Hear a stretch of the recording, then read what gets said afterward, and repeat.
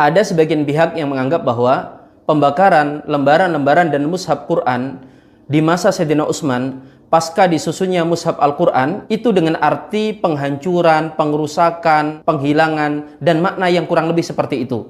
Padahal itu adalah satu dari sekian cara yang dilakukan oleh umat Islam dalam rangka menjaga kesucian dan keagungan ayat-ayat suci Al-Quran agar tidak dihinakan. Para ulama berbeda pendapat tentang cara menangani bagaimana jika ada sobekan Quran atau ada Quran yang sudah tidak dipakai, semisal karena tulisannya telah luntur. Kalangan mazhab Hanafi dan Hanbali berpendapat caranya adalah seperti diberlakukannya makhluk yang paling mulia, yaitu manusia ketika dia meninggal dunia. Mushaf Al-Quran itu dibungkus di sebuah kain dan kemudian dikubur di tempat yang tidak banyak orang lalu lalang agar tidak terinjak-injak.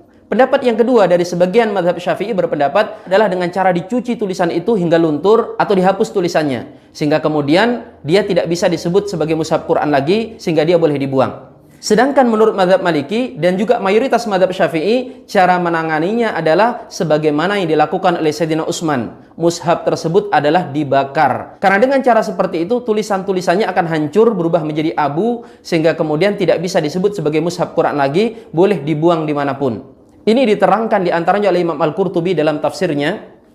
Qad fa'ala Utsman radhiyallahu anhu hina katabal masahif wa ba'asahu ilal amsar. Faqad amara bima siwaha min sahifatin aw mushafin an yuhraq. Jelas di sini dikatakan bahwa di masa Utsman bin Affan, beliau membakar sebagian tulisan-tulisan Al-Quran yang sudah tidak digunakan lagi, dan apa yang dilakukan oleh Sayyidina Utsman ini tidak ditentang oleh para sahabat alias disetujui.